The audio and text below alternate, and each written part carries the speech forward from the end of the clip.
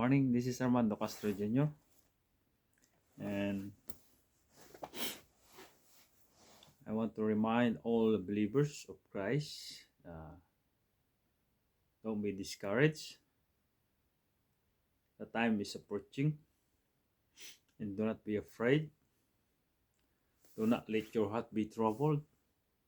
Kailangan mangyari ang lahat ng ito, mga nangyayari sa kapaligiran natin ngayon. Because the time is near that our Lord Yeshua, Jesus Christ, is coming back soon na hindi natin alam. And sabi niya rito, huwag kayong matakot. Yeah? Sabi rito, Jeremiah chapter 29 verse 11. Sabi niya rito, for I know the thoughts that I think toward you, says the Lord. Thoughts of peace and not of evil, to give you a future in a hope. So, yun po sinabi ng Panginoon sa atin. Okay? Do not be afraid.